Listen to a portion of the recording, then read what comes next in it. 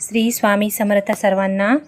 आज एका नवीन विषयावर आणि एका सत्य घटनेवर मी तुम्हाला एक कथा सांगणार आहे. श्री स्वामी समर्थ महाराज या कलियुगात आहे आणि ते राहणार आहेत आणि ते भक्तांचे संकट कसे निवारण करतात हे आजच्या कथेत मी तुम्हाला सांगणार आहे. ही सत्यकथा आहे अहिल्यानगर येथील एका ताईंची. अगदी श्रद्धा असेल तर अशक्य ही गोष्टी शक्य होतात हे या कथेतून तुम्हाला कळेल आणि अगदी खरी घडलेली सत्य घटना आहे. या ताईंचा इतिहास सांगण्यापूर्वी त्यांच्या आईचा आणि त्यांच्या 2 पिढ्यांचा इतिहास सांगणं खूप गरजेचं आहे. कारण त्यांच्या 3ही पिढ्यांमध्ये आजही स्वामींची सेवा असते, गुरुचरित्र पारायण असतात आणि आजही त्यांच्या 3-4 पिढ्यांमध्ये नॉनव्हेज हे खाल्लं जात नाही आणि अगदी कटाक्षाने हे नियम पाळले जातात आणि स्वामी महाराजांची सेवा केली जाते. ह्या ताईंचं लग्न झालं, त्यानंतर काही दिवस त्यांचे छान गेले आणि नंतर एक दिवस अचानक त्यांच्या पोटात खूप वेदना होऊ लागल्या आणि त्या वेदनेमुळे त्या खूप रडत होत्या. तर घरच्यांनी त्यांना हॉस्पिटलमध्ये नेलं. डॉक्टरांकडे नेल्यानंतर डॉक्टरांनी त्यांना काही तपासणी करायला सांगितलं आणि त्यांना कळालं की त्यांच्या पोटामध्ये एक गाठ आहे. ती गाठ डॉक्टरांनी काढली, पण ती गाठ काढताना त्यांच्या गर्भपिशवीला धक्का लागला ऑपरेशनमध्ये आणि गर्भपिशवीला खूप गंभीर इजा झाली. त्यामुळे डॉक्टरांनी सांगितलं की आता 90% चान्सेस नाही आहेत तुमची आई होण्याचे. हे ऐकून त्या ताई खूप रडायला लागल्या, कारण त्यांच्या लग्नाला एक साधारणपणे वर्ष झालेलं होतं. ही ऐकल्यानंतर त्यांच्या पायाखालची जमीनच सरकली. पण त्यांच्या 3ही पिढ्यांपासून स्वामींची सेवा असल्या कारणाने त्यांचा स्वामींवर विश्वास होता. त्या त्याआधीही स्वामी सेवा करत होत्या आणि नंतरही स्वामी सेवा करत होत्या. त्यांच्या घरच्यांचा एका ज्योतिषावर खूप विश्वास होता. अगदी ज्योतिषशास्त्रातले गाढे पंडित होते ते. त्यांनी त्यांच्या कुटुंबाबद्दल सांगितलेली एकही गोष्ट आजपर्यंत खोटी ठरलेली नव्हती. मग त्यांनी ह्या ताईंची कुंडली त्या ज्योतिषाकडे दाखवली. त्या ज्योतिषांनी सांगितलं की कदाचित स्वामी सेवेमुळे ह्या मुलीच्या पूर्वपुण्याईमुळे हिला संतती होईल, पण हिला सर्व मुलीच होतील, पुत्र संतती हिच्या कुंडलीमध्ये नाही, असं त्या ज्योतिषांनी तिच्या घरच्यांना सांगितलं. पण त्यांनी तरीही स्वामींवर विश्वास ठेवला आणि त्यांची स्वामी सेवा चालूच होती.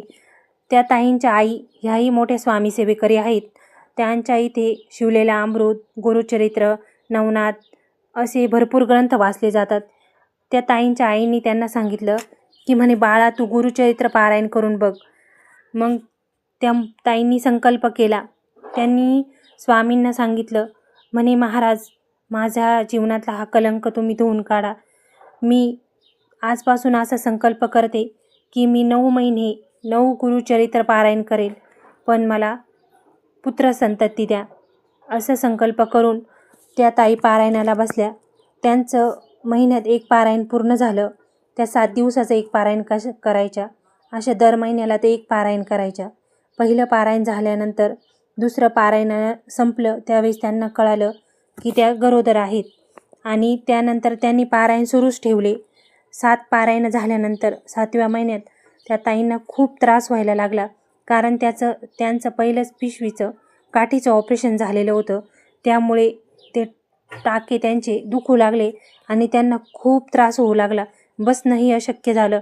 डॉक्टरांनी सांगितलं की आता 7व्या महिन्यापासून तुम्ही बसून काहीही करू नका. पण त्यांची स्वामींवर अत्यंत श्रद्धा होती.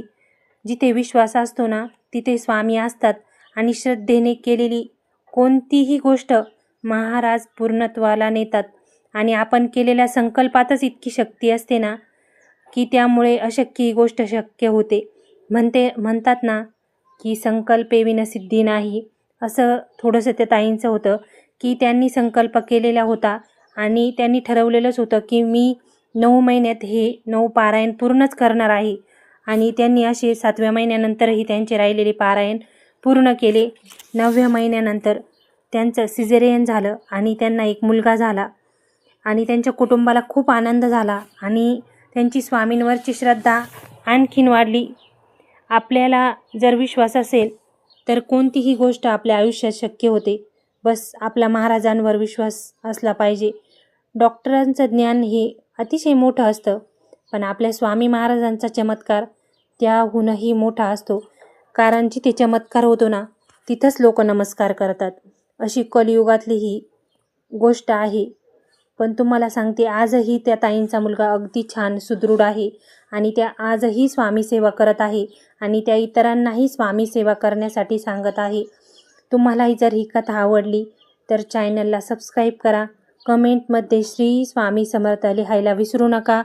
तुमच्याही आजूबाजूला जर अशीच सत्य घटना घडेल असेल स्वामींच्या अनुभवाची, तर तुम्ही नक्की शेअर करू शकता. कथा ऐकल्याबद्दल धन्यवाद. तुमचा आजचा दिवस स्वामीमय आणि आनंदात जाओ ही स्वामींचरणी प्रार्थना. श्री स्वामी समर्थ. जय जय रघु.